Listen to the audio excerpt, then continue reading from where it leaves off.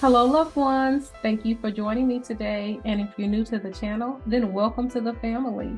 Today, we will review Love and Marriage Detroit. I am so excited to review this show. I know we are on episode 6, and I am just now entering the chat, but I think we can catch up. I am a day oneer. And I feel like this is my tribe. I feel like this is my family because you guys know I am a Christian. I love the Lord. I'm a Bible thumper, or whatever people want to call us. And most of the cast have prescribed to be one too. And if you've ever listened to me before, you know that I say, if I meet a Christian and somebody who says that they serve the Lord or love the Lord, read the Bible, then I feel a kindred spirit to them already. So we are going to see how this pans out. So let's get right into it. Please like, comment, and subscribe, and let's just get into this discussion. So in the first scene, we see Brandon and Kristina, and they are continuing their conversation with Anthony. And Kristina makes the point that Anthony and LaToya are jumping on the bandwagon with Kolby and Russell, and they don't even know all of the conversation. And I have to agree with Kristina. I think that LaToya and Anthony are jumping on the bandwagon with Kolby and Russell, but I don't think it's because they don't understand or know the conversation or understand what is going on in the scenario. I think it's because they identify more with Kolby and Russell, and I don't believe that all of these three couples are really tight friends, have that tight friendship like they want us to think. So let's just start off there. I don't think that these are tight friendships. I do believe that all the guys knew each other prior to the show coming on, and they've had a long history knowing each other. But I think knowing each other, growing up in the same neighborhood or interacting with each other because you're a part of the same community is very different than being friends. So I don't think that they are friends in the hangout sense, like I've hung out with you. And as for LaToya jumping on the bandwagon with Kolby, hear me out. This is what I think. In episode 1, we see them have this picnic, this Father's Day picnic that's kind of like where they kind of first got together and met with each other. And I feel in that conversation in the picnic, I think that is the first time that LaToya hung out with Kristina and or Kolby. I think that was LaToya's introduction to the ladies. I don't think they had an existing relationship prior to this. In that conversation, Kristina kind of mentioned, hey, you guys are sorority sisters. Now, I think that if they had hung out before, all three of them hung out, that's a really surface conversation that would have already been had. And I did look online, so Kolby and LaToya, they are both AKAs, it looks like. And y'all know I'm a sorority girl, so I was here for that. But LaToya, and I don't remember what the scene was, but she made a comment that she had interacted with Kolby within their sorority. So that still doesn't mean that they're friends. I mean, we have a lot of sorority members, especially there's chapters out here that is 100 deep. So you could have a chapter of 100 members. In Detroit, there's probably more than one chapter. So maybe they have even seen each other at a conference, or maybe different chapters have gotten together and did something, but it doesn't sound like they are friends or established friends. But she will gravitate to Kolby because of that relationship, I think. I think because of that relationship, and also because she does believe that Kristina is the common denominator in the 3 interactions that have been public and it kind of went awry. And I agree with her on that. You know, Kristina was the common denominator at the opulence wine event. Kolby wasn't even there, so she couldn't even add to that drama. But I think that LaToya is taking sides, and I think she's siding with Kolby. I think it's because she is getting to know a new relationship with both of the ladies, and she has more common things and more things that interests her about Kolby, and they're more alike than her and Kristina. So I think that she's kind of gravitating to that side. And that is why they are jumping on the bandwagon. And I do think that LaToya has a problem with public, disrespect in terms of the different things that have happened, even though LaToya has to remember she is on a reality TV show. So I don't know. I don't know if that would have happened if the cameras weren't there, because, maybe Kristina would have just kept it together. But I do believe that some of those reactions were her natural reactions. So I agree with Kristina. Anthony and LaToya has taken sides. I think the reason is that they identify more with Kolby and Russell than they do with Kristina and Brandon, because they're not a tight relationship. And I think we're going to see this point over and over and over throughout this episode and the prior episodes, and possibly even moving forward. Anthony says that Brandon is a snake. So let me see. Brandon is a snake because he called Kolby Cat in front of Kolby and in front of her husband. But you go behind Brandon's back and try to cut him out of a deal and pretend like you guys have a problem between each other. I don't know. I think that Anthony is the snake. I don't think that it is Brandon. I think that what Brandon did was disrespectful. He shouldn't have said it. He should have stayed out of the argument when it was between him and Kristina. I understand that Russell kind of put his 2 cents in it. So he's like, oh, I need to defend my wife. But I don't think that it is that. I think that Anthony in this situation is the snake, and it is not Brandon. I think that Anthony is trying to make a mountain out of a molehill. I think maybe that's his personality. And honestly, I think that Anthony is trying to do a little producing to try to make it, more exciting. But he will learn that we as an audience, we don't like when the truth is twisted or it's a small bead. We really don't get into that. So that's not going to be a good factor for you, Anthony, if you continue to just make little things or twist the truth, because we can see that he didn't do anything to you and he didn't do anything to Russell. He disrespected his wife in front of him. So I feel like if Brandon had done that and was talking about them behind their back, which we will see later on in the episode, then maybe that's snake behavior. But he said something inappropriate and he said it to them about them. So I don't know. I think Brandon is just, I think that Anthony is just making a big deal about nothing and trying to use that as an excuse because he really doesn't want Brandon to be a part of the showcase. So I agree with Brandon in that Anthony does not want him to be a part of that showcase. And I don't know why, but I don't think he wants him to be a part. Brandon makes a comment in his cameo that Anthony could not do this showcase without him. But I'm not sure about that because he kind of did. He kind of just replaced you with DJ Mix, whoever that is. And he could actually do the showcase without you. So yeah, Brandon, I think you think you're giving, but it sounds like there's other people in the community who can do similar things that you already do with talent. So I don't know if that was kind of like a clap back, but it looks like Anthony and Bravo, because honestly, I think it's more Bravo. Bravo seems like he is really the one that's the business minded. He gets things going. He got his own club. Like, I don't know why they didn't cast Bravo and his wife, which we haven't seen yet. So maybe his wife wasn't wanting to kind of do a reality show. And a lot of times when people have their stuff going on, they probably don't. They don't really need the show to make them or validate who they are or what they have. So maybe that's why Bravo is not a main cast member, but it looks like Bravo has the connections, Bravo has it going on, and Bravo has the business mind where Anthony and Bravo could do this without Brandon. So I don't know. But what really bothered me in this entire conversation is I felt like Kristina talked too much and Brandon did not talk enough. So I wish that Brandon was doing most of the talking, because then it does look like Kristina is like the problem.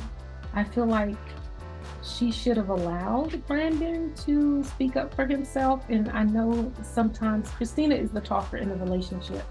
And sometimes when you have a talker in a relationship, I'm the talker in my relationship. So we don't give the person who's maybe a little quieter or needs time to process or think. We're like, they're not, it's not good enough for me. So you kind of take over. And I do think that Anthony's personality is way more dominant than Brandon's. So Brandon, you can tell in a lot of different scenarios that Brandon is not really going to attack back, and he's easy to try to find a fix or forgive or make things better. So maybe, once he said, hey, I'm not the snake, and, this is how you did it to me, like he was done with what he had to say. But I thought that Kristina talked too much in the conversation. And I felt like the conversation was really between Brandon and Anthony, because Brandon made the comment, Anthony called him a snake. Like, it's more between them. But I feel like when we're watching it, it looks like it's about Kristina. And yeah, I think she, hopefully, after this season and she watches herself, she will be able to just pull it back and allow Brandon to kind of move forward. And I don't want to say fight their battles, because, you really want to be battling among Christians, but speak up more for himself. In the next scene, we see Anthony and LaToya talking outside in the backyard, and they're kind of catching each other up on what happened with the birthday party and how the lunch went with Kristina and Brandon. And the thing about it is, Brandon in this episode, when he's doing his recap, he talked all about what Kristina said. He never said anything about what Brandon said. And I understand how he recapped it that way, because Kristina was doing the loudest talking and the most talking.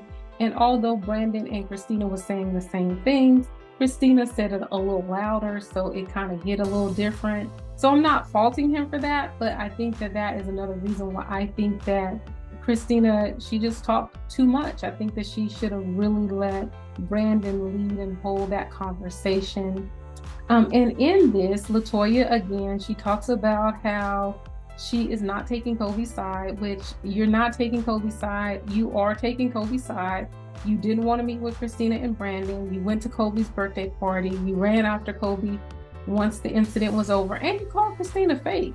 And I'm like, I don't really like the name calling. Like, I just don't get it. How is Kristina fake? Because she made a brand deal with Harper Ray, and she made her own brand deal, pitched them an idea that they then accepted. And then when Kolby calls, she finds out that Kristina has a brand deal, and Kristina has not decided to allow Kolby to get in on that brand deal. I don't think that that's fake. I don't think that's not being a friend. I don't think that that's not sisterly. I don't think that that's not like women empowering women. And I don't think that LaToya really had basis in order to call Kristina fake. I don't understand why she inserted herself in that. And another thing I know I don't like about LaToya in this particular situation is she never kind of checks Kolby. Because if Kolby is your real friend, you'd be like, hey, okay, explain that to me again. Okay, when you call Harper Ray, what happened? Oh, they said she already had a deal. Oh, okay, and you guys said you were going to work together. Now, did you say you was going to work together on this deal? Okay, do you think that, maybe Kristina needed this deal? Maybe the money that she was going to make from this deal had already been set for a particular project, and it's not something that she could share. Like, I feel like you would have offered a balanced perspective to your friend if you were really friends. But if you're in a new relationship, which I think they are, then you're trying to play it safe. You're trying to build, you're trying to build goodwill with that person. And this is a great way for you to build goodwill with Kolby instead of holding her accountable to build goodwill. So I don't know. I think that LaToya is taking sides, which is so interesting, because you think, oh my God, do we ever get over this? Because a lot of this sounds like third grade. And I do too in my own life. So I'm not trying to put a dig on anybody, but it's like, do we ever really grow up and, grow out of this, that this is what they're fighting over? But yeah, I still like watching it, and I do think it's indicative of real relationships, and I could probably state some parallels from my own life. So with that, let's just keep moving on down. Brandon says that hurt people, and he thinks that maybe Kristina went all off, which Kolby is the one who went off, not Kristina, because there's some residue because of what she is experiencing with Brandon and their relationship, and kind of what happened at the anniversary is kind of residue, and now she's just taking it out on the wrong person. I believe wholeheartedly that hurt people, but I don't think that that's true in this situation. I don't think that Kristina said or did anything that dispelled hurt. Now, I do think that Brandon, he jumped in the conversation, and I don't want to say hurt people, but if it's anyone that it applies to more so Brandon than Kristina, because Brandon has already told us that he got into that argument because Kristina had let him know that she does not feel supported. She doesn't feel supported, so he felt like, oh, this is my chance. I can jump in, I can support her, and then when Russell made his comment, he feels like, okay, here it is, this man is teaming up on my wife, and now I'm gonna jump in and support her. And I hate to let you know, Brandon, that was not support. The support that Kristina is asking you for is not in a discussion about her and Kolby. It's a discussion about her character as it relates to you and her marriage. Both of the conversations that Kristina went off on was because Brandon joined in the reindeer game with his friends against his wife to attack her character, to say that she doesn't support you. So not only did you not support her, but you attacked her and let your friends attack her. She needs you to support her in that and say, hey, wait a minute, man. Now my wife doesn't do that. She's a mother. She's very loving. She's very supportive. Now, there are things that she doesn't want me to do. She doesn't want me to go to the club and she does ask 20 questions, but that doesn't go against her character. So I think that the misplacement of hurt people may more so apply to Brandon because he did not protect Kristina against his friends, but instead he enjoyed his friends attacking his wife because that's how he felt, and he didn't mind if it went on in public. And that's where Kristina doesn't feel supported, nor does any other wife in that particular situation. So I do think that Brandon is, I don't want to say immature because that's kind of mean, and I don't want to say that. I think it goes along with his personality because we will notice Brandon backs down. So I think that Brandon is more of a follower than more so like a leader, and he does like to broker peace. So I think that when they're jumping on his wife in his defense, I feel like Kristina did it with Anthony.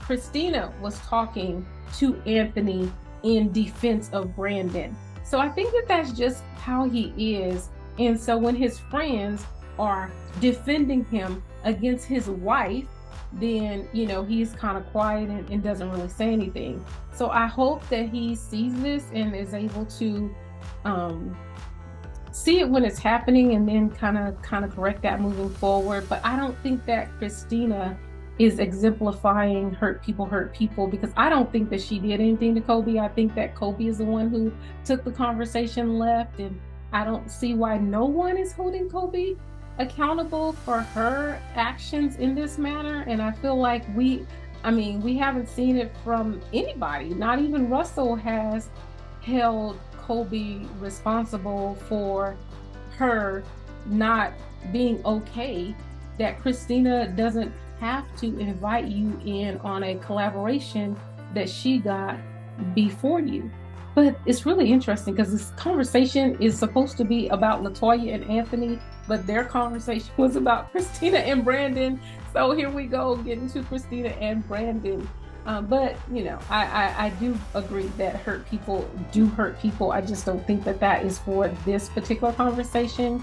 Anthony, at the end of this scene, he did a little producing because he was like, maybe we can get it back on track if all of the couples get together and we go on like a couples retreat, basically, is what he said. So he's trying to be a little producer. That might have been a producer plant to help us understand why they're gonna all take this now couples trip. I almost guarantee you that they've never been on a couples trip together before this show. But I am positive that we will see a couples trip during this season of Love and Marriage Detroit. One other thing I want to say about Anthony and LaToya, I think it's very interesting that all of the girls are preachers' daughters. And I think it's very interesting to see the dads and the relationships of the dads with their daughters and the different perspectives that they have. I really did love the scene last week when LaToya and Anthony and their children, they all went to church, and LaToya made the point that, you know, hey, 9 times out of 10, she's going to be in church on Sunday. They all kind of was suited and dressed up, and that is how I am. I feel like that is a lost art now. Because like even now I go to a non-denominational church and everything like that, and you know, the dress code, we don't really have a dress code anymore, and come as you are, which I do agree, come as you are. But I really do enjoy dressing up on Sundays. Me and my husband, we still kind of do that most of the time. On Sundays I will wear a dress, you know, stockings and the whole thing. I'm from Texas. Because I just feel like Sunday is that date night. It is that day that I am going out on a date with the Lord. Now, if I go to Bible study or something like that at the church, I might wear jeans, or if I go to a meeting or whatever. So it's not that I'm not opposed to just being casual and come as you are. But for me, on Sunday, I just like, oh my God, that is the special time that I am going there ready to meet the Lord. So I really loved that scene and how they dressed up. I love the interaction between Anthony and his father-in-law, and I think that that is the issue. I think that is the main issue that we have with Christian men. I believe that the man is the head of the household. I believe I am to be submissive to my husband, and if you want to have a discussion about that, hey, let me know. We can do a live chat, or we can discuss it, because I think that a lot of people don't understand the word submission and what that looks like. And I think it's because when we see it played out, it doesn't look good at all. But I thought that LaToya's dad, I feel like he understood it, because, you know, Anthony was mad because he didn't feel supported. I feel like he was a whiny crybaby when he was on the boat crying about nobody supported him and he needed everybody to be on his side and all that kind of stuff. But LaToya's dad, he said that God does not operate in marriage in confusion. And I just thought that that was so profound, because we do see a lot of pastors who put the church before their family. And I really felt like what he was saying is, hey, son, you know, I needed you to come back home to be with your family, because, you know, your family is first. And I'm assuming that if he espouses that for Anthony, then I'm assuming that that is the role that he took, because his job is the church, that he put his family before the church. And I think that that is the reason why a lot of people I don't want to be a preacher's kid. And, you know, because preachers, like a lot of men on jobs, they put their jobs before their family.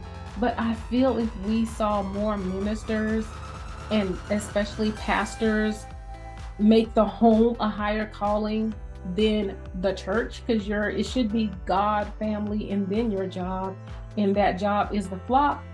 And I don't know, I think that we would look at submission a little differently. But a lot of times pastors kind of go out for their church and they just kind of leave their family out floating. So I'm really interested. I love the father. So I'm hoping that we get to see more of him, and that he just speaks life into some of the things that we've seen from a Christian perspective, and helps us to like maneuver and see things differently. And I'm hoping that we can see through him, and possibly his church, and possibly even Anthony, to put the church kind of like put the family before the church. But I took it that way, that he was saying, hey, we need to put our families come first, and that it doesn't offer in confusion. Because we see the opposite when Kolby's dad speaks, and he's like, you know, God told him to go, and he's not going to always communicate with his wife. But I don't agree with that. I think that the man being the head of the household and the wife submitting to her husband, I don't think that means that I don't communicate with you. And I guess I'll get into Kolby and Russell when I get into Kolby and Russell, but I don't think that means a lack of communication or lack of opinion, or women can't say anything and we have to be silent and the man makes every single decision. I just don't think that that's what it looked like. And even in my own household, I'm not saying I'm always submissive, because my husband, I don't know, he probably like, she ain't really all that submissive. I think I am. And if I'm not, I need to do better, because I believe that my husband is the head of the household and I believe I should submit. But the times that have been very critical in my relationship with my husband, in terms of me needing to submit and how he has handled that, like there's been some situations that I'm in my mind like, yeah, let me see how he gonna handle this, and like, is he gonna assert his authority over me in this situation? And a lot of times he's really handled that in a very balanced way, or come up with a solution, and I'm like, oh wow, okay, that was fair, like, okay, that was fair, and I can submit to him, because I know that it's not like him just trying to get his way or be the boss, but he's really kind of looking out for what is best for the family. So anyway, I'm going to get off that bandwagon, because I really love these types of conversations, and I love when we can look at it on a national platform and then kind of dissect it. So let me know what you think. This is the passion, this is the heartbeat, this is what I love about this type of show. Especially when I get to just speak of it from the terms of what they're bringing. And I think that they are bringing their spirituality, which, oh Lord, I'm gonna pray that they get a second season, but I don't know if it'll be as popular, because I feel like they have been so out and out about them, being Christians and stuff like that, and loving the Lord and all this kind of stuff. And I even saw somebody on Kristina's live was like, I don't like all that Bible talk. So I hope they get to continue, but we never know how it's going to be when the national platform of Christianity comes to light. I mean, Carlos have done this before. He did Growing in Gospel, which I didn't watch because I just couldn't get into that show. But I think that had a context of spirituality behind it. But anyway, let's move on to Kolby and Russell. So we did see Kolby and Russell, and they're kind of like in their living room, and they're talking about their daughter. I think her name is Bella. I'm gonna have to check that, but I think it's little Princess Bella, and how she does at night in terms of her sleeping, which is very interesting that Russell doesn't even know that the baby woke up or what time it was. Evidently, he's like, that's not my job to get up with the baby. So I don't know. I think that's interesting. I would like to know if she's in her own room and like they have the monitor, or how that happened, that he doesn't even know that the baby woke up. Maybe he's a hard sleeper. That could be it too. But he talks about him wanting to buy the gym, and Kolby again is up in her feelings. This is going to be her whole mantra through the whole show about, I didn't see the gym. I haven't met your friends. At this point, I think she's making a mountain out of a molehill, because I feel like he is talking to her. I'm talking to you. I am telling you right now in this moment that I would like to buy this gym. And she communicates what her needs are. Hey, I want to see the finances and I want to do a walkthrough.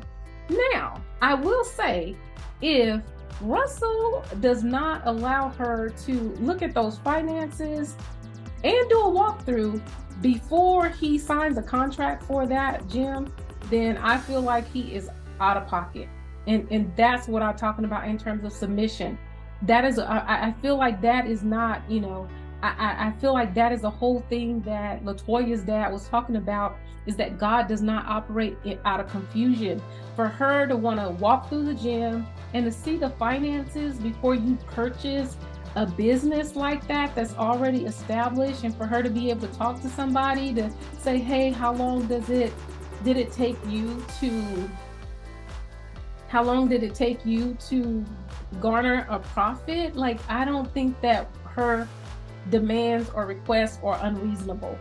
Now, I think that her reaction right now is unreasonable, but I feel like, of course, she's anticipating that he is going to go ahead and make this decision without her, which I think that that is why submission gets a bad rap, because they go ahead and make the decisions without us, and that is not, I don't think that's biblical, nor do I think that's fair, nor do I think that's being a good leader, nor do I think that's being the head of household, nor do I think that's what God called you to do.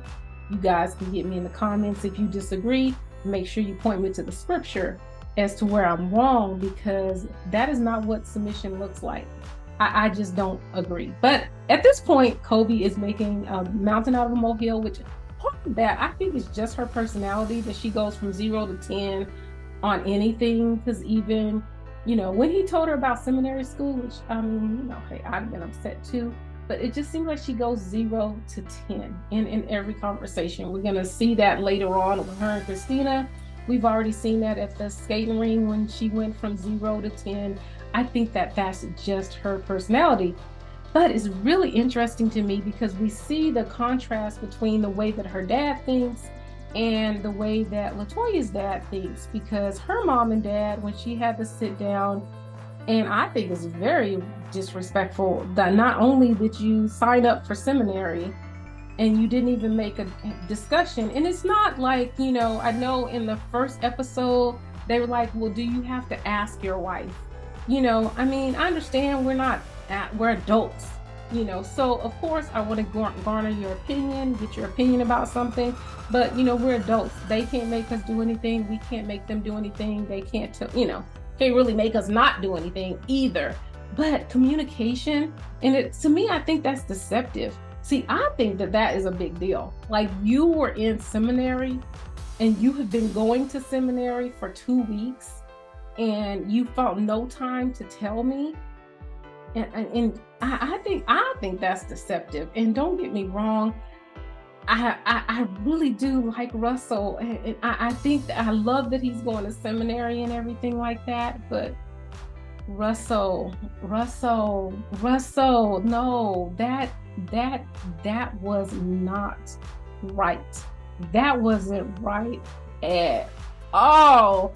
And I think that's why we as Christians get a bad rap about submission. So please, Russell, I mean, you seem like you're the most balanced guy out of the three of y'all, Brandon, Russell, and Anthony. So I'm betting on you, Russell. I am betting on you. Come on, knock it out the park for me. Please knock it out the park. Oh, give us a good example of a Christian man running his household. And I know you're not going to be perfect, and I ain't asking you to be, because who is? Jesus Christ. He's the only one that is perfect. So I'm not even asking for that, but just give be the light of Christ. Be the light of Christ. And this is such a big issue. Submission. Show us the man. You know, on these shows, everybody, they always talk about, all these men are toxic. And I don't believe that. I don't agree with that about Bell Collective. I don't think all the husbands there are toxic. I don't even believe that about Love and Marriage Huntsville. I mean, I don't think all those husbands are toxic. You know, I don't believe that about, you know, DC, because I feel like every time we see a man want to assert himself, the way that he does it comes off a little hard and harsh, you know, and I do feel like we are the weaker vessels, which is a Bible quote. And not a weaker like, oh my God, I can't do, you know, but the weaker vessel. I want my husband to deal with me in a gentle and loving manner and not be so hard. Like, I don't want all that. Don't deal with me. Don't deal with me like you deal with your homeboys. Like, I want that delicate balance, because I'm a lady. I love being a lady. I'm that whole female feminine thing. I believe in that. I love it. So I don't. So yeah, I'm the weaker vessel in terms of not mental or how I think. That doesn't mean I'm not equal, but that means that I do want you to deal with me in a more gentle way. And so I hope that Russell, I'm counting on you, Russell. I'm counting on you, because right now I'm so not impressed with Anthony. So not impressed with Anthony. Love the dad. Love the LaToya's dad. Not impressed with Anthony. And Brandon, I don't think he really got the to really show us that. So I feel like you are the person that could help us out here and show us what marriage should be from a male dominant, have a household kind of perspective. So I know that may be a lot on you, but come on, Russell. I hope you can knock it out. But anyway, bringing it back, yeah, so I really did. It's really interesting also in Kolby's point, which my husband is a preacher's son, and he came from a big family. He came from it's 10 of him, he's number 9 of 10. So and I don't know, none of my in-laws, I don't think that they're like, I want to be married to a preacher and all this kind of stuff. Well, most of them are still trucking in the church and doing their thing, and they love God and very vocal about it. So I don't really even the girls, they are not, I don't see them talk negatively about being a preacher's kid like I hear a lot of other people do, and like I feel like Kolby does, because I grew up in that and I don't want that anymore, and I think that's sad. I think that's so sad. I mean, I think that's sad. I haven't heard it from LaToya. I do love that LaToya actually goes to her dad's church, because a lot of times we see that the children, even though they grew up in Christ, they don't really support their parents' ministry. They kind of move on and branch out and find something for themselves. But I like to see families working together. But Kolby, and I understand that is probably why Russell didn't tell her, because she has this negative view of being a preacher, what a preacher's wife looks like, honestly, because she doesn't want to relive that. She doesn't want that for her kid, which to me screams neglect. Sorry, Dad, because I love parents, but it screams neglect. To me, that looks like her dad possibly put the church before the family. And the fact that the mom was okay with Russell not telling her because he heard a voice from God. And believe me, if God tells my husband to do something, I'm like Kolby, like, I'm not going to tell you not to do that. Like, please do it, because it's going to help all of us, because I don't want no residue from Jonah. Like, don't be running like Jonah. Go ahead and obey. I'm going to help you obey. But not telling me, that's not okay. And that's just not okay. And I just don't think that is scriptural. But I think that's what the mom saw in the house that she lived in. That's what Kolby saw. She saw the church being placed over her family, all assumptions based on what they've said on the show. And so now she has a negative view about being a preacher's, a first lady or whatever. I don't think that Kolby is mature enough to be a first lady at this time. We all grow, and some of us can grow very quickly, so I'm not saying she'd ever get there, but I can't imagine her. I mean, you deal with a lot of situations, a lot of people say a lot of crazy stuff in the church, so I think that would be very difficult for her to deal with right now. And we have to remember, Kolby's 30, so in my opinion, that is still very young. But it's really interesting, and I hate that for her, that she has I'm going to say a negative example of what growing up, and to me, I look at it as a negative example of what it looks like to serve the Lord. Like, that is so sad that, I feel like in Christian homes, we should be like, hey, yeah, it was great. I saw my parents follow the Lord and da-da-da-da. I don't know. I grew up in a Christian home, single parent home at that, and my mom did not go to the church, but she definitely was a Christian, and I loved it. Like, I have so many great, my household was so peaceful, but, it's different. I saw some craziness. My mom wasn't perfect. She did some things, and yeah, she lived with a guy, so that definitely wasn't biblical. But I don't know, I don't have a negative. So when I see people who grow up in a Christian home who have such a negative view of it, I don't know, it's disheartening. It's disheartening. I mean, if you knew me, if you watch me for any period of time, I am a church kid. That's what I call myself, because oh Lord, I grew up around them church folks who just took me under their wings and they just love me to death. Like, that is why I really feel like the church and people who I meet in Christ are my families naturally. It's like my sorority, like they are my family, because I have gotten plenty of love from just the church family of God and just seeing him work through the love of the church. So I hate that for her. I would love to know a little bit more about her backstory and what that looks like. But I will say, to Kolby's credit, that's common. A lot of people in the church, that is so common, that they don't want to be preachers' kids. They don't want to be, all of that stuff. So I think it's very common. But for me, I don't like to see it. I feel like we should be happy in Christ and be able to see that move forward. We did find out that Russell wants to be a chaplain. I was kind of confused. Is a chaplain? Is he going to seminary? Does he want to be a pastor? But at this time, he wants to be a chaplain, which I'm like, go ahead. My aunt went to a chaplain program. She didn't go to seminary or anything like that. But it could be different because he wants to be a chaplain in the military.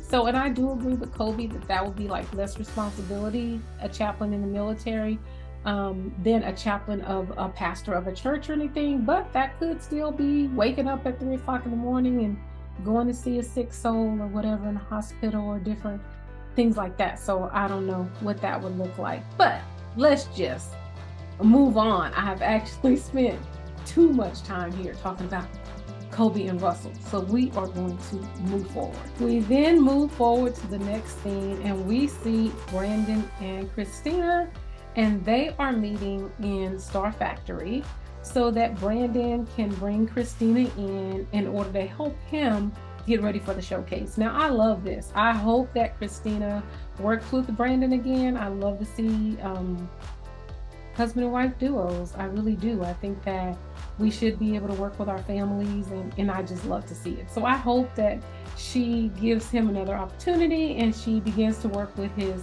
people again. I do understand, we saw in the first episode that Brandon had an emotional affair with one of his artists, and that's the reason why Kristina got really upset at the dinner, because he did not tell her that he had a new artist. Evidently, he talked really foul to someone about his marriage again, to someone else who was probably siding with him. And he talked about his wife to someone about his marriage. So I feel like that's a continuation with Brandon. Like, yeah. So not even only with the girl, that they call it an emotional affair, but even with the guys. So I hope that he can overcome that hurdle.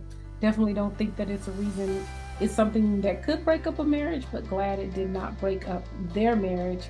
So I understand that in terms of Kristina backing up. I'm sure that was very emotional for her and her marriage, but I hope they can just move on. It sounds like it might have been a couple of years ago, but I feel like once you breed distrust, it's just always there. And I think that some of the things that Brandon do, like going to the club, not telling her, and also going to the club, not telling her, and then he did something else that he didn't tell her, that the girl signing the contract with the girl. And I understand why he doesn't tell her, because Brandon does not seem to like confusion. He bends really easily, and people like that, they will avoid confusion at all costs, and so he probably doesn't want to have the conversation. But my thing is they're in couples counseling, so I hope that they talk about that issue and how Kristina can react differently, and how it doesn't take 20 questions or whatever he feels. But I don't have a problem with Kristina not wanting him to go to the club and asking him about that. She said in that conversation that he can make his own decisions, but he says that she kind of talks him out of it because she asked so many questions. But my thing is she talking you out of it, or is she holding you accountable? Because I think those are two different things. If she's holding you accountable to what you guys have agreed to of what a godly standard is, and that standard is not being in the club, then just be who you are. Say, I hold to that standard or I don't. I feel like it is more of that, of her trying to hold him to a higher standard in terms of how they feel Christianity is, than her not wanting him to go or telling him that he can't go. I am making an assumption, probably on my own stuff. So, you know, hey, take it like a grain of salt, but that's what it looks like to me. And while we're on that, I hate when people do not stick to their guns, because when they were in that first meeting, Russell said, Kolby said, Russell doesn't go to clubs. And Kolby said, Russell, tell them why you don't go to clubs. And he says, I don't think it's right. I don't go to clubs. But then as soon as production told him to show up at a club, he shows up at a club. I had a problem with that, only because I feel like as Christians, we always bend to what we think is, oh, well, it doesn't say that in the Bible. It doesn't say we shouldn't go to club. It's okay. And that is how Satan gets us with the little things. He inches us towards it. And people who are not do not hold the same level of values that one Christian does over another, because I think that there's levels, whatever you feel is right for you in terms of Christianity. I don't drink, and actually none of my friends that I really hang around with them, they don't drink. We don't drink wine. We don't have a cup of wine after dinner. Do I think that you can't? Absolutely not. And people, well, Jesus drank wine in the Bible. Yes, he did. He didn't drink it. He actually made it. So show me where he drank it. He did make it. But I'm fine with that. And if you're okay with doing that, then you do that. It has no bearing on me or what I think your spirituality is or whatever. That's between you and God. I don't have a heaven or a place where the devil dwells. I don't have neither one of those to send you to. So it is not up to me. But if you say that you don't do this and then you do it, then I have a problem. Because now you're going against your own moral standard or moral compass as to what God has ordained for your family. So I actually did not like Russell going to the club, because there's going to be cameras and that's where we're shooting this week. Well, you know what? Just like you missed the opulence event, now mind you, they could have missed it just because they had something else to do. But I think they missed it because they don't drink, because I'm all about assumptions, because I'm reviewing a show. So I can make assumptions. So I think they didn't go because they don't believe in drinking, but that's just me. We'll see as the show plays out I can't remember if they took a drink at the anniversary party or not. But if you say you don't do something and then you do it, I don't like that. But they're meeting at Star Factory because Kristina is going to help Brandon prepare for the showcase. Anthony has let Brandon know that he can book 3 of the 25 artists that's going to be at this showcase. I think that's too many people. 25 people at a showcase, that's too many people, I think. But anyway, Brandon says that he talked to DJ Mix, that of course he wanted to do all of the talent, but now I guess he has acquiesced to DJ Mix and them wanting DJ Mix to be a part, which I think is fine. It's enough room for all of us. And they decided to bring 10 artists each, which I still think 20 artists for a showcase. How long is this showcase? Is it an all day event, or if it's an hour or two? Maybe I don't understand the concept, because that would be too many people for me to focus on and to watch, and that would just be too many people for me. So I'm very interested to see how this showcase pans out with that many people, especially because they said there's going to be scouts there, and that was Brandon's idea. We don't know if they took it, because they really ain't taking nothing that he's throwing out there. And that one of the people who's showcased in this event would eventually come out with a deal or something like that. So I don't know. It seems like it's too many people to me. Then we see that Brandon does not know what Anthony does. He says he don't know what Anthony does. You don't know what Anthony does, but you guys are in a similar business and you guys have been friends for 20 years. You've been friends for 20 years. Now I understand you not knowing what Anthony does, because you guys know each other, you know of each other, you're around each other at different events, and you're not friends. which is another point as to why I do not think these couples are friends. I think they've known each other for 20 years. I know a lot of people I've known for 20 years. I ain't talked to them in about 10, but hey, you know what? I know them. And if we met right now today, I could go back to people who I met in high school and we would be like, cool. You would think we just talked yesterday because we had that bond before we have that familiarity. But I can't tell you what they do. Like Brandon can't tell you what Anthony does because they are not real good close friends. Like they want us to believe this is a friend group. I feel like this is the same thing, in my opinion, of them just bring random people that don't have a relationship, because I think the results are the same. Like, I don't know. I think the results are the same. Although I do think that the Love and Marriage Huntsville, I think that they are more familiar with each other because they have established relationships and you can see their connections before the show. But I just don't think so.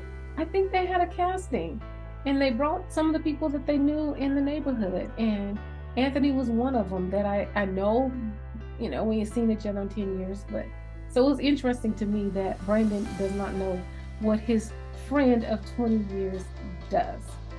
Also in that conversation, Brandon says that Kristina will be a buffer for him with Anthony.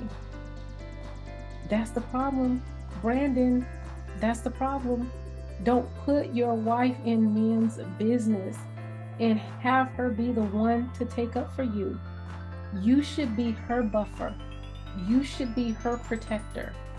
But you shouldn't bring her into this situation so she can fight your battle.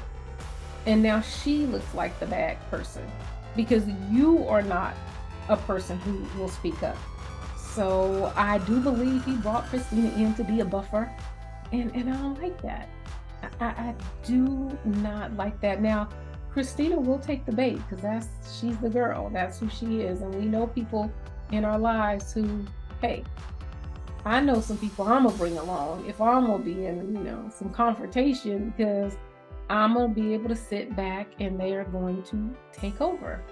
So I did not like that he is bringing Kristina to not to shield or protect her, but so that she can be his buffer. We'll see how this goes. At the end of this conversation, Kristina says that Brandon should not trust Anthony. And I agree. I think Anthony is the real snake in this situation. He's the one who's trying to cut you out for no reason and then trump up a reason to say, okay, this is why. So I'm Brandon, keep one eye open on Anthony, because he's the snake. In the next scene, we see Kolby with her real friend, Chelsea. Chelsea is her friend. Chelsea is the friend who she talks to, who she hangs out with, and all of this stuff. Not Kristina and LaToya. Chelsea is her friend. And I love that they're showing this and I love that they're giving them their own little lives and their own little friendships, because I think those are true. And I think they do know each other. I think Kolby and Kristina know each other better than LaToya knows both of them. And I think that Kolby and Kristina have interacted with Russell and Brandon, which I can't tell what Russell and Brandon's relationship is. So if you guys know how they know each other or how long they've been friends, I'm kind of missing that piece. But it does look like Kristina and Kolby, like they have hung out before. They may have had dates with their children before we've seen them on television. So I think they do have a history. I think for the last 3 years, this is still new friendship. It's only been a 3-year friendship because that's how long Kolby has been married, that they have had a little more interaction. But we see Kolby, she's meeting with Chelsea and she's doing her thank you card. So what do you guys think? How long is it before you need to get out your thank you cards when you have any type of event? So I think that's a great thing to do. I don't know if we still do it. I don't know how we do it now. It has to be a card. Can it be an email? We're doing the Evite now, so can it be electronic? So let me know what you guys think about that. And she is expressing to Chelsea that there's communication problems in her marriage, which I still think is not an issue right now with the gym. Let's give Russell a chance. Let's give Russell a chance to bring you in on the situation. Now, if he doesn't, I will look at Russell side-eye and I will, go in on him at that time. But right now, I think it's premature. But what I did think was interesting in this conversation is that Kolby said that Russell has been a bachelor for the last 7 years. So my question is, do you guys know if this is his second marriage? Because if he only has been a bachelor for 7 years and he's over 30, it looks like he's older than she is, then was he married? Because you don't really, even if or did he live with a girl? Or what's the situation? What was he doing prior to that 7 years? What does his relationship look like? And does he have other children, or is this his only child? So I really want to know about Russell and the 7 years that he was, before he was a bachelor, what he was doing. So if you guys know the answer to that in the comment, or if you heard it, or if you caught that, or am I just making it too much? Let me know. Let me know what you think. And if you know, let me know what he was doing 7 years prior to meeting Kolby. We then move on to our next scene, and it is Kristina is meeting with Brittany. And Brittany is a publicist around town, and Kristina wants to enter back into the influencer space, which I do believe that Kristina was an influencer and she may have been a big deal. I believe that she took time off for her kids in order to be a stay-at-home mom, which I think is admirable. But I think that she's now trying to move back into the influencer world because of the TV show. I think when they sit down and have their production meeting, what do you got going on? What do you have going on? What do you have going on? She's like, hey, this might be a good time to go back. And I'm gonna fault her for that. Like, hey, use this platform any way you can, and hey, take advantage of the opportunity. So I do think that she should take advantage, but I don't think it's just like organically that's what's going on. I think that, hey, now this might be a good time, and hey, I think that she should. I do think that she should. I think that her doing a collaboration with Kolby, and I'm not totally sure how the influencer world works, but could have been a good thing, because I looked on Instagram and Kristina and Kolby has like double the followers than Kristina does. And so I think like Kristina has about 15,000 or whatever, and Kristina has like 30,000 or something like that. So I think that to collab, it would be more beneficial for Kristina than Kolby.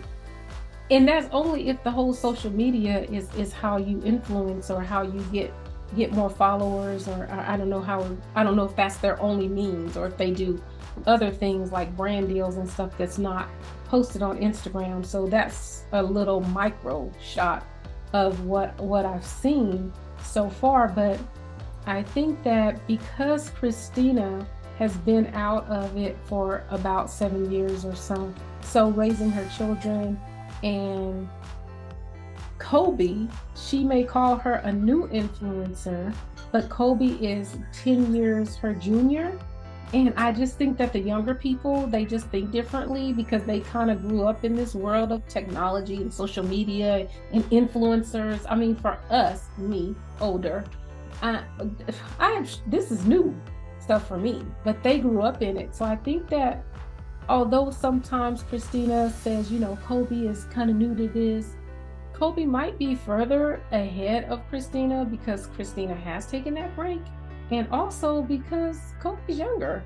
And they just, I don't know, those young minds, they're geniuses, because they kind of grew up in this social media kind of influencer kind of space, as influencing being a job and a way to make money. So I don't know, that's just an observation that I'm making. But Kristina's meeting with the publicist, and we find out that Anthony told the publicist that Brandon don't rock with her like that. So now they're trying to sort through that, and then Kristina brings in that she called Russell and told him that Anthony may have said that he and that Russell and Kolby doesn't rock with Brittany. And Brittany says, that's not true. I didn't say that. I didn't say anything about Russell, Anthony saying anything about Russell and Kolby. And if you listen to the scene, it sounds like that Brittany, and it's so third grade telephone. So Anthony talked to Brittany on the phone, and Brittany said she was meeting with Kristina, and Anthony told Brittany that Brandon said he don't rock with her like that. And then Brittany called Kristina and told Kristina what Anthony said about Kristina and Brandon. And Anthony said to Brittany that Kristina and Brandon don't rock with you like that. So that is the message that Brittany relayed to Kristina. When Kristina relayed that message to Brandon, it sounds like Brandon said, maybe he's talking about Kolby and Russell. So it sounds like Brandon is the one who brought in Kolby and Russell. Like maybe Brandon was like, I ain't talking about, maybe he talking about Kolby. I didn't say that. Maybe he got me mixed up and that was Kolby and Russell. And now Kristina calls Kolby and Russell and tells Kolby and Russell, well, she only called Russell, not Kolby, that Anthony said that Brittany said that, we don't rock with you like that. So I don't know. It makes Kristina look like she's having a little dance with the truth here. And I like Kristina. I like her a lot, so I hate to say that. But from the episode, Kristina, it sounds like you are having a challenge with the truth here. Because I'm not going to say Brittany, because Brittany sounded like she was very clear and she made it known that Anthony said Kristina and Brandon. So we'll see how this kind of plays out. I did see a live that Kristina did, and she said she didn't, that is something that Brittany told her, and we just don't see the whole conversation. But going by the conversation that we did see, Kristina, it looks like you are dancing around the truth. And I'm just going to call it like that, because to say other things, it would be not nice. So I'm going to leave it there, and we are going to move on to the next thing, which is the Bible study. We see a men's Bible study. Oh, what's supposed to be a Bible study. I mean, I don't know if we ever saw any studying, but we did see the Bibles brought and out on the table, and there were men around. So we just gonna call it the men's Bible study. Again, Russell is doing his seminary, and he's supposed to be leading more Bible studies, meeting men. I don't know if he said men, but leading Bible studies to help him, get comfortable with teaching the Word of God, which I so admire, So hey, shout out to you, Russell. Shout out to y'all bringing that to national television. I am loving it. So hey, yeah, I loved it. But anyway, we come to the Bible study, and Russell and Brandon, they squashed their beef, and which I don't think it was. I think that Russell, come on now, I do think that Brandon was a little out of pocket calling your wife Kolby Cat. Like, that just wasn't nice. But did it warrant you wanting to break every bone in his body? I don't know. But I'm glad that they squashed it. I really don't think Russell apologized. I really thought that Brandon gave more an apology to Russell, but they just decided to, it wasn't that serious. It was something that they could move on with, and they could move on. And then we get into Russell indicating that Kristina called him and insinuated that Anthony had drug his name through the mud by telling Brittany that Kolby and him didn't rock with her. So now we have the continuation of that conversation, and this big back and forth yelling match ensues between Brandon and Anthony. So I'm going to recap, because I can't go back and forth, but this is what I got from the third grade playground argument that the men were having. So Brandon first called Anthony. He said that Anthony is the little dog and he is the big dog. And then Anthony said that Brandon has not made millions. And then Anthony called Brandon a little boy and said, you know, he better not play with him because he's a little boy. And then Brandon said that it's your daddy's money.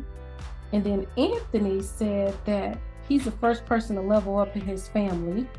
We then see Russell try his best to calm down Brandon from the high energy that he was on. Anthony tells Brandon that Star Factory is starless. So Anthony tells Brandon that Star Factory is starless. Bravo then comes in to save the day to say, hey, you guys are too high up on your ego. All of this talk back and forth is about ego, and we need to bring it back down.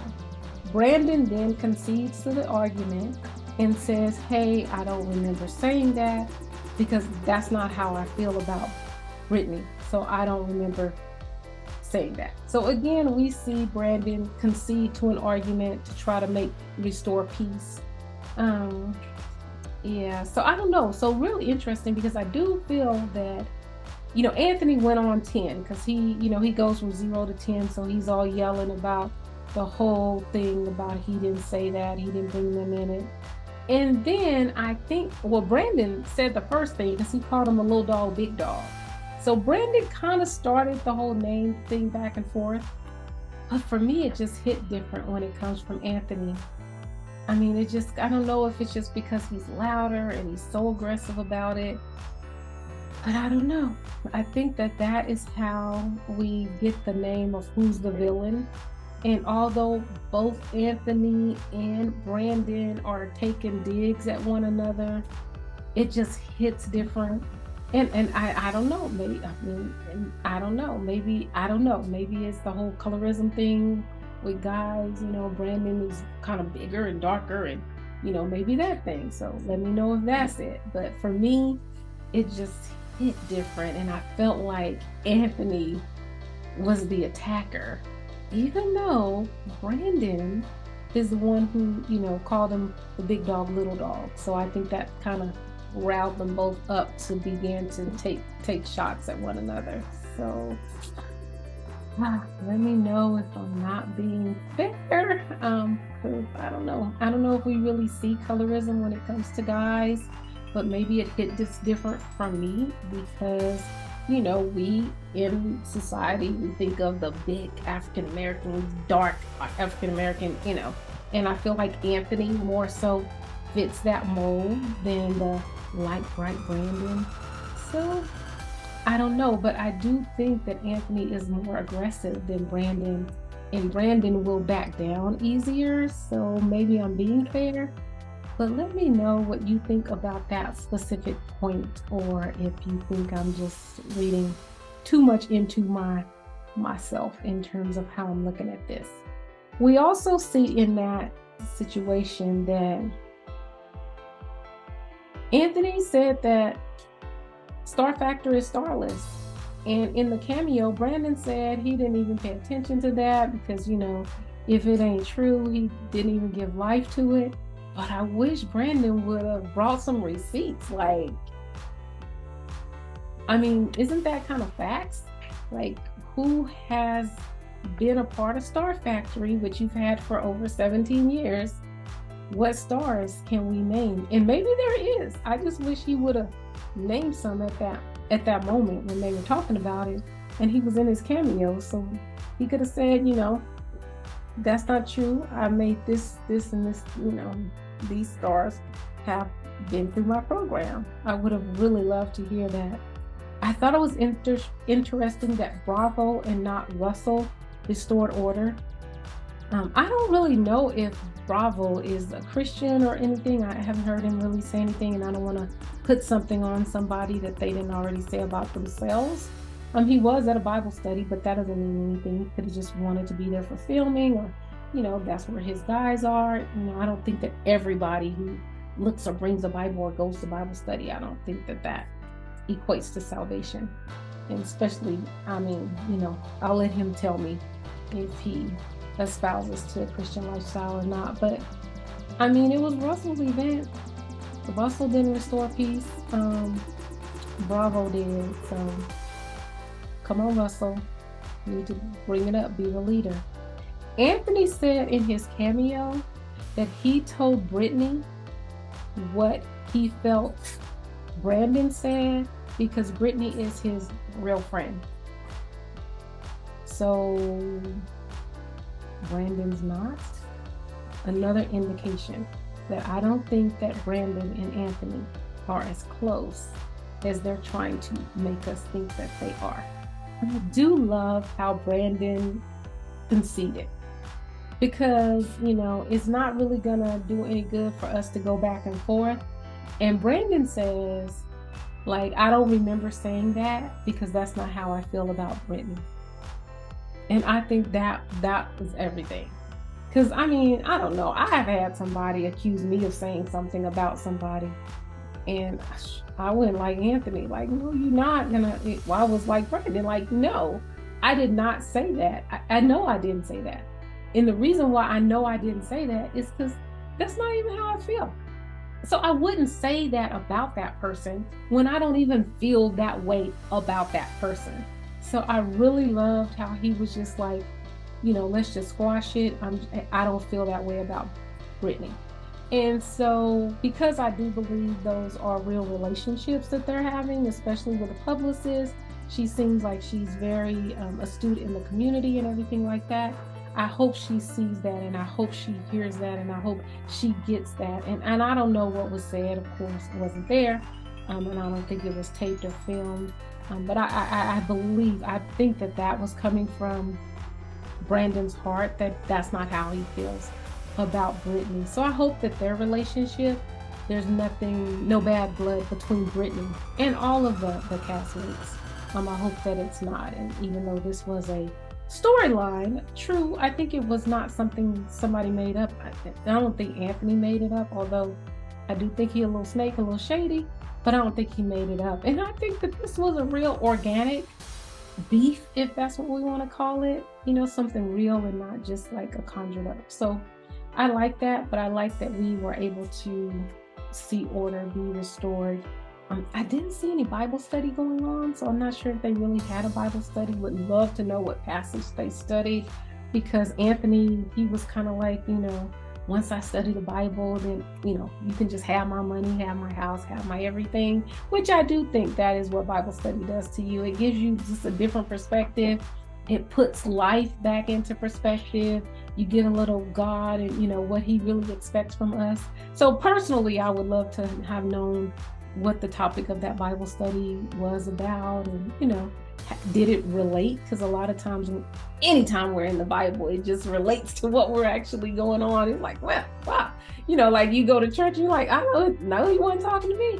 He actually wasn't talking to you, but because the Bible is so universal and it relates to all different parts of our lives that we can study it and we can hear it and we can get that conviction. So I really love that, they are showing that part of it all, and I'll talk about why that's so important to me at another time because this is getting lengthy. But I really like that, and I don't know, it is so sexy to me when I see men pray. I'm like, oh my gosh, these men on TV pray. So I'm glad, and they actually showed each of them kind of going around and saying the prayer. So I love that they showed that on national TV. I'm not into strippers and all this kind of stuff, but a group of men praying, yeah, that's sexy. That's sexy to me. So for me, that was just a beautiful, beautiful, beautiful, beautiful sight. And actually on the OWN, which is the cover for this video, they're using that as the cover of the men just praying. So I love it. I love it. This is what I've been waiting on for, a reality TV show. My peeps, I feel like, oh my gosh, this is my family right here. They actually talk and live out Christ, and we're not perfect, and that's fine. And nor do I want us to show a perfect life because we're not. So I'm loving it. I am loving Marriage Detroit. I'm loving it. I just hope that the men knock it out the park and give us some great examples of what women should be submitting to, and so we can look at submission differently on a national level. So I think that this is a game changer. But anyway, let's move on. And we are moving on to our last scene. So the last scene of the night was the Mike Tyson and Evander Holyfield. Oh, I mean, Kristina and Kolby. Yes, I feel like I was going to a prize fight. I mean, even the music and how they brought them all in, and you know how they had them talking crap, and Kolby's like, I don't know why she wanted to meet in person. We could have did this over the phone, taken away from my kids. Like, she was really upset even coming in. I can't even recap that, because when people start yelling, it just gets very hard for me, and I'm just like, what did she say? Who she say?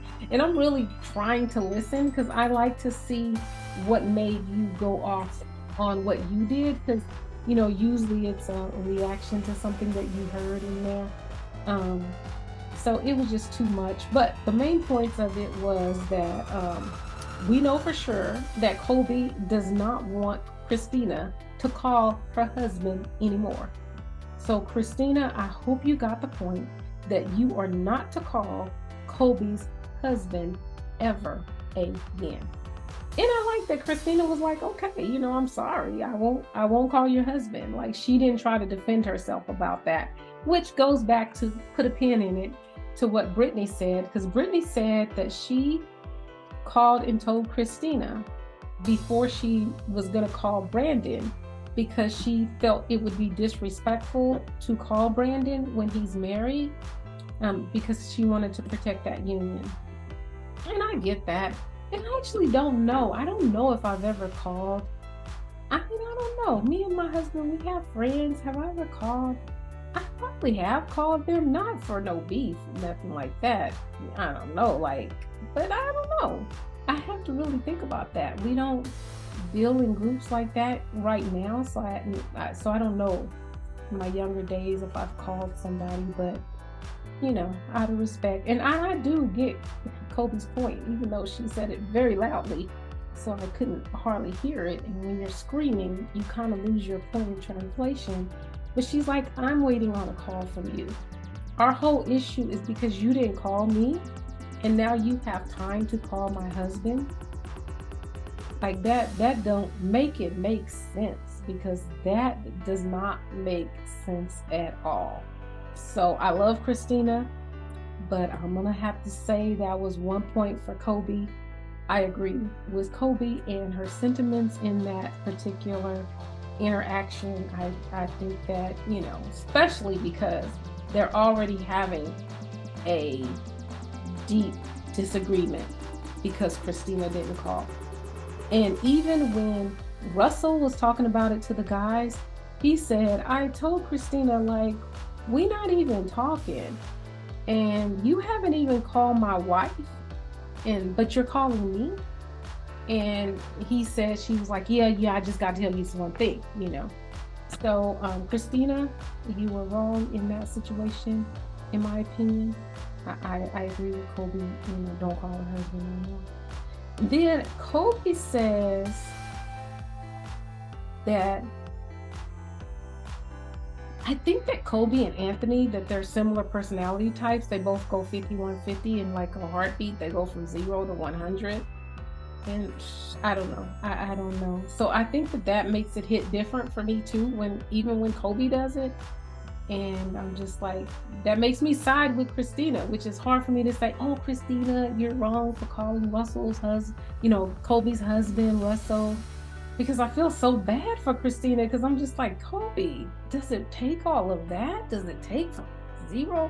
I don't know what I would do in that situation if my friend was literally just sitting there yelling at me. I don't know. I don't know what I would do. I don't know.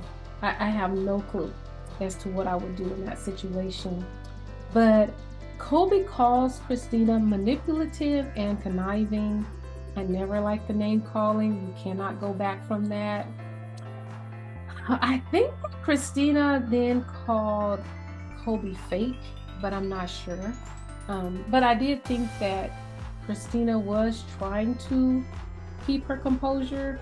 But when she got a chance to talk, all she was saying is, "You won't let me talk. You won't let me talk."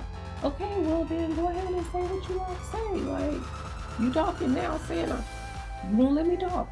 Talk, kind of thing. But yeah, that conversation pretty much led nowhere. And we basically ended the episode with Kolby yelling like a 6-year-old. So with that, let me know what you think in the comments. Please like, comment, and subscribe. And remember, live with intention. Be intentional.